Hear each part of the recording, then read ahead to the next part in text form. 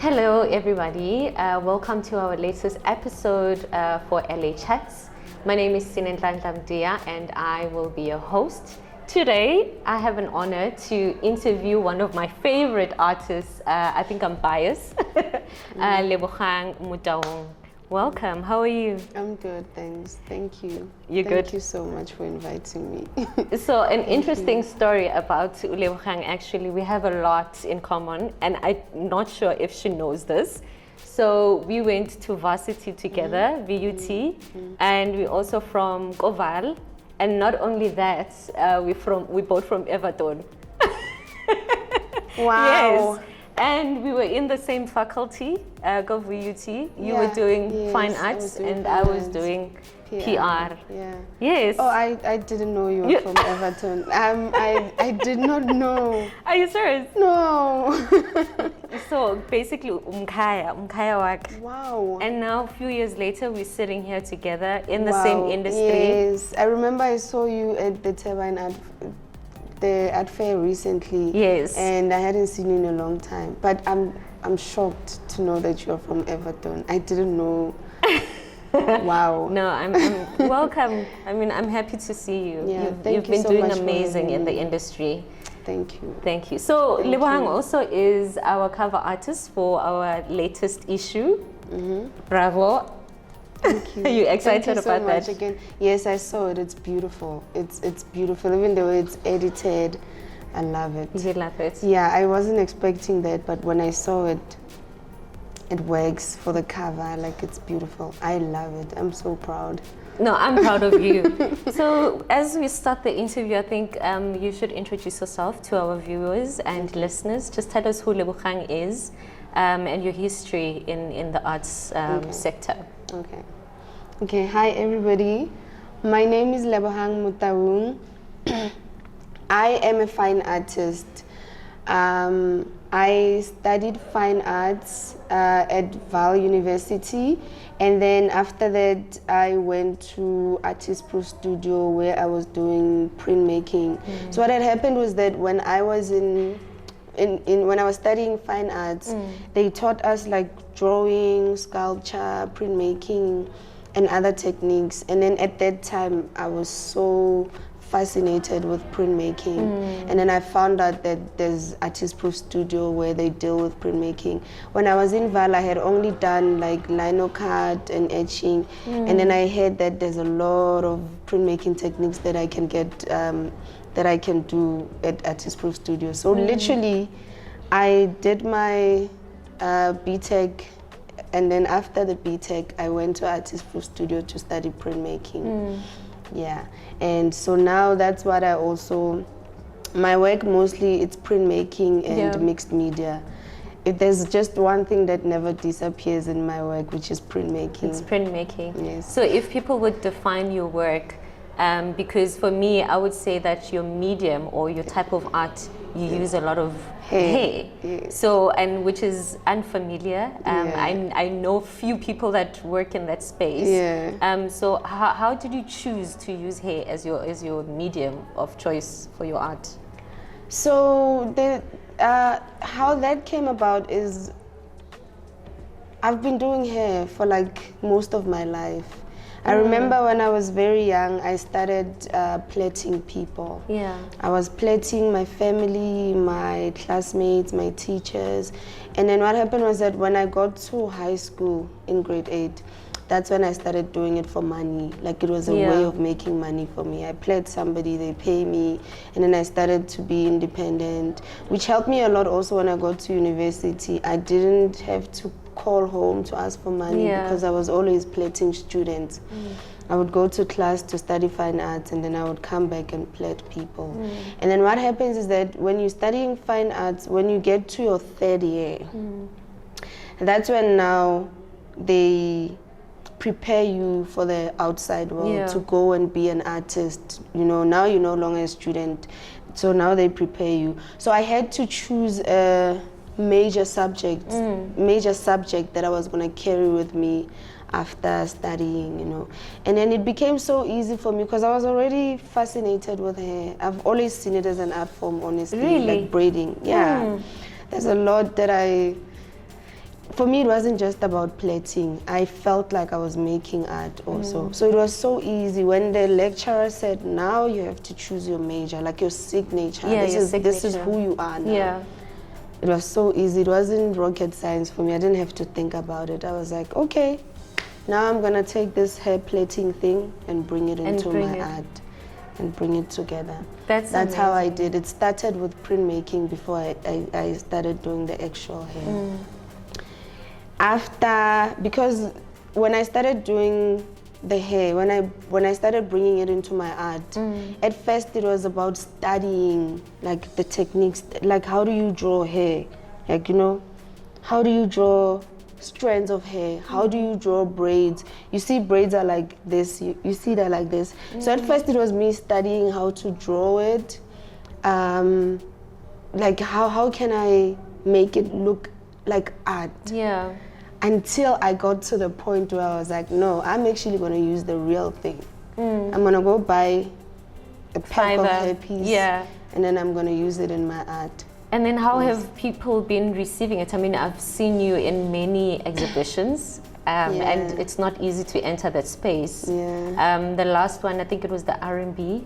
Yes, was it the Turban Art Fair? Yes. You were also showcasing there. Yes, I was showcasing. So how do you enter those spaces with that medium? I think it's really tough, you know, especially when you're using hair, because everyone has, you know, a signature, whether it's illustration, a painting, but you are using hair. How has the industry or people been receiving your art? You know, there's this thing that, like, when you do something that hasn't been done before, it's not going to be easy for you to just do it and put it out there.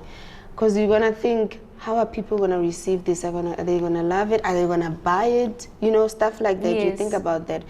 So what happened for me was that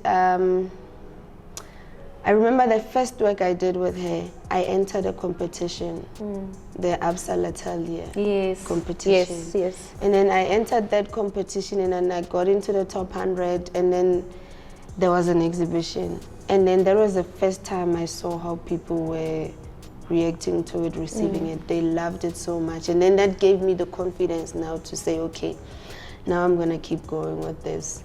I think it was so good for me that I actually used that competition to launch yourself. To launch myself, and it went very, very well. I think, yes, there are people, you know, other people when they see hair. Yeah. Some people, I don't know, they just don't see it as art. There are people who still don't see it as art. They see it and then they think of dandruff. But they think, some of them, they attach it to spirits and stuff. You know how a lot of people, when they cut their hair or when they take off their braids, they will literally bend them. So, like, I don't know, not to me, but to some people, yes, they still, what can I say? There are people who are still scared of it. Not a lot, though. Yeah, but most of all, people have been receiving it very, very well. So you spoke about spirituality, you know, when it comes to hair. And as you know, research, black hair has been the most studied hair in history. So I want to understand, in terms of you being an artist and using that platform as a political statement, how has it been for you to navigate the space, you know, using that, your medium with hair as a political statement?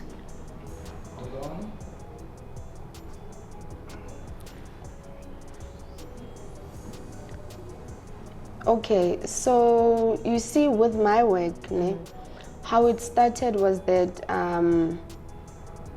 because I've been doing hair for so long, I became fascinated with it. Like I said, I saw it as an art form, and I remember before I put it out to the public, I did a lot of research. Mostly about African black hair, what it meant in the past, and I learned a lot. I found out that, like, there's this thing that, like, hair played a lot in apartheid, whereby they would use black hair to test whether a person was colored or not. And I read about a lot of African tribes who they use their hair to identify different tribes. And because also I was plaiting people vele. Like I got to see that hair meant a lot of different things to other people. I had a client who was all natural, did not believe in weaves, hair pieces and stuff like that. I had people who had dreadlocks, and also hair meant it had a meaning to them also. So what happened was that it's not just the research that I did like online and stuff, but I did a lot of research through my, I'll call them clients. Yes. Most of them, I'll call them clients because they would pay me after I do that. Yeah. So most of my research also came from that, like the conversation I had with everyday people, because there was a point where I would plait a different person every day, you know. But to tell you the truth, when I started doing my art, it was mostly to celebrate the beauty of hairstyling, African hair. At first, I wasn't like hitting people with like, you know, these are the politics and stuff like that. Yes. One thing that I found was that I would put my work out there, and I like that also, that like I would put it out there and I wouldn't say to people, this is what my work is about. But people, mostly women, they would look at my work and then it's evoke some emotions. Not that I say to them, this is what it is about. It just, by them looking at my work, it tells a different story to different women also. I also like that like I don't have to always say, this is what I want the work to do to you. But they actually go and look at the work, and then I've had people who, when, let's say I had something in mind when I was doing the artwork, and then I have someone come to me and tells me a different story. So my artwork actually said a different thing to them, other than what I was thinking when I was doing the work. So yeah, at first it was mostly about celebrating. More than the political more statement. than the political statement. Until when people started recognizing my work, that's when some of the political things that I didn't even know about, that's when I started learning other things. I guess people looked at my work and did their own research also. Yes, because you've done also a lot of murals that speaks back to, okay, we won't touch on the politics because this is a light session, but let me quote you on this. In one of your works in the exhibitions, and I want to capture what you said, and I want you to explain to me what you meant. So this is your artist statement. Yes. Okay, so you mentioned hair can act as a form of disguise, much like a mask. Elaborate on that. What does that mean? So what I mean that it can act as a form of disguise is that, so let me tell you something. I actually growing up, my hair wouldn't grow. Like I had that, I still have, but people don't see it because I know how to cover it. I have the kind of hair that like, sometimes if I sleep like this and then I wake up, it's gone. Kinali, like my hair doesn't grow. Like literally, if you ask somebody who knows me very close to me, they will tell you that like I do whatever I can to cover up. You know. So growing up, I did not have a lot of hair, and it was so unfortunate because I really liked, like, I wanted to style my hair in a very different ways, but I couldn't. So what I say that it can act as a form of disguise and all that is that as a form of disguise, people mustn't think, because I know a lot of men think we wake up different every day because of hairstyles. No, the thing is, so maybe you can elaborate on that. Does it mean lead, or you just saying?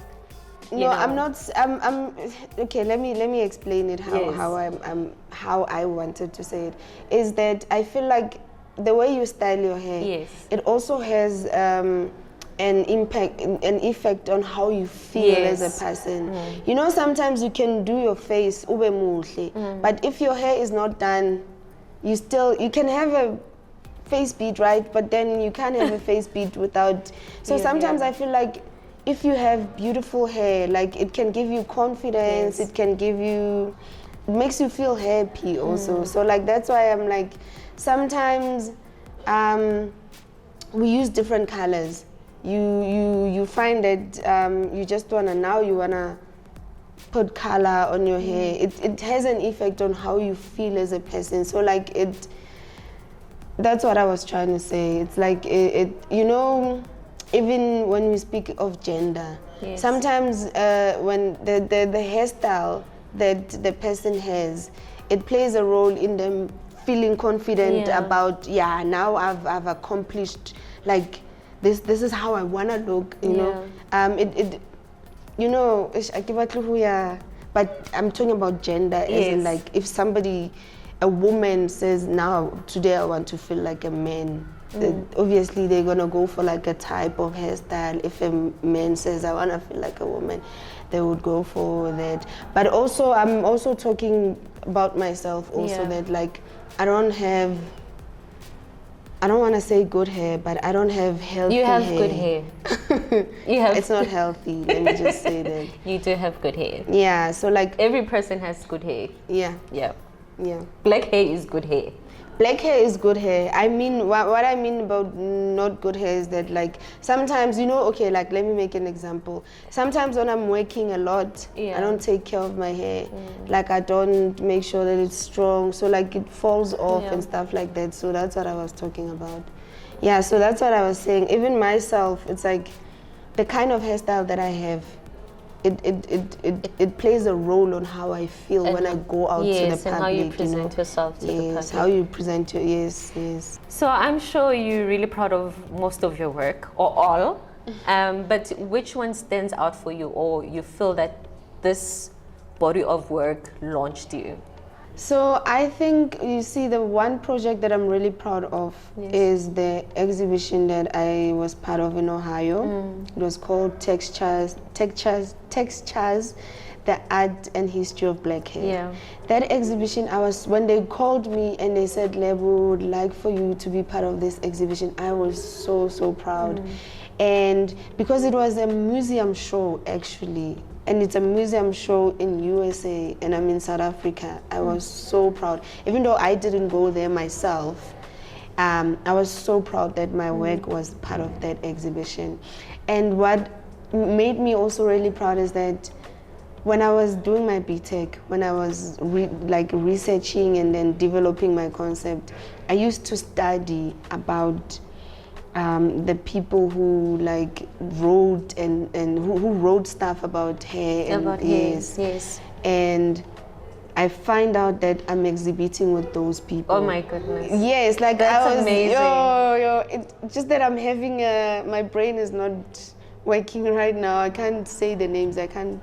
But it was a lot of people that I was writing about on my research that I've been researching them for a long time. I never ever thought that I would be in the same space as them, And part of the history of telling the story of hair. Yes, and then find out I'm exhibiting with them in the same space. I was so proud of that. I was so proud of that. And that show, it was a show that it featured artists who were dealing with hair, really. Yeah, it featured a lot of artists who were dealing with different issues about hair, and they literally called me here and said, come and be part of that exhibition. And it happened during COVID, when it was so tough. So honestly, that show, I'm so proud of it. And that was also part of your curation, actually, the lockdown collection. Yes. That's amazing. So you also did an 8-month residency with the late Pennon. Yeah. Tell us about that experience and share insights that he might have, passed on to you, and how you are using that in your work. And how is it? I mean, now we speak of him as late, and he's one of the legends. Yeah, he is a legend. Yes, he is a big name. He is a legend. I'm so happy that I got to work with him. Yeah. I remember I knew him, but from far. Yes. Like when we bump into exhibitions, hello, few conversations. And then I entered. The residency was actually, what can I say, a call for applications. Yeah. We applied. Project space. Yes, we applied. It was for female artists. We applied, and there was a lady who won. She was from Cape Town, and then I was the runner-up. But then what Benon did was, even though I was not the winner, he gave me the opportunity to say you can also come and work alongside the winner and then also do your work. And I was so happy that he gave me that opportunity.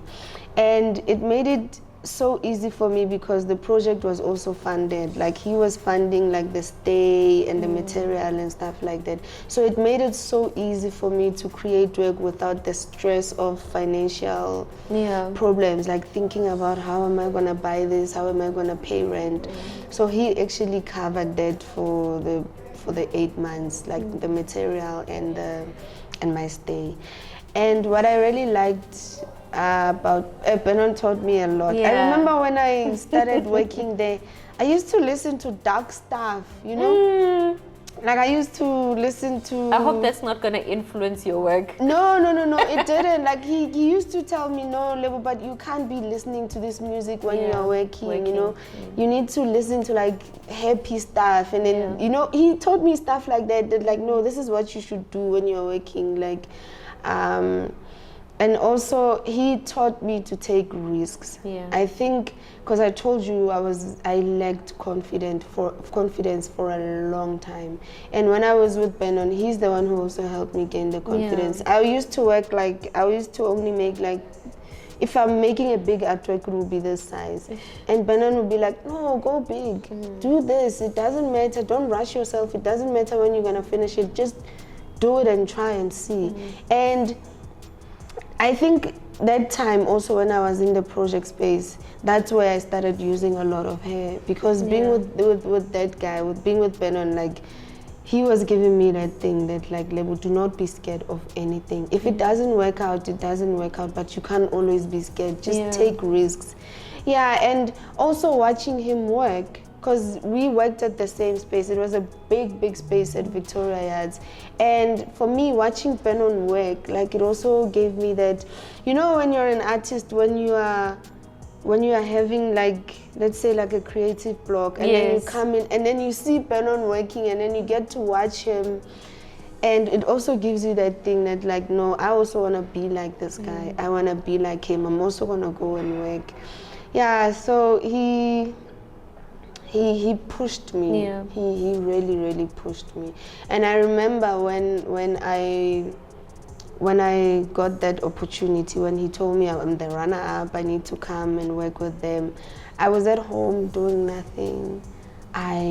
Things were not going. Like even my head was not working. You had a block. It was. I had a block, and then he called and he said, "Come," and he really helped me. He helped me mostly by pushing me. If I'm tired, he said, "No, you can't be tired. You need to work." No, and then sometimes like for this. And he gave me that thing. You know, sometimes as an artist, you wanna work for something. You wanna work because you're taking the works to the art fair, or you wanna work because you're taking the works to an exhibition. I was that type of artist. I would only work when I know at least this artwork. He showed me. He taught me that like you need to keep working, keep working. And then by doing that, it also gave me the momentum. Now I know like I need to keep working. Listen. And to affirm you are a great deal. Yes. And I hope that this platform and the cover reassures you that you're in the right space and you're doing amazing. And the world is your oyster. We're going to see a lot of your work, hopefully definitely. International. Thank you but so much. Good luck. Thank you. Okay. Thank you so much, Sneh.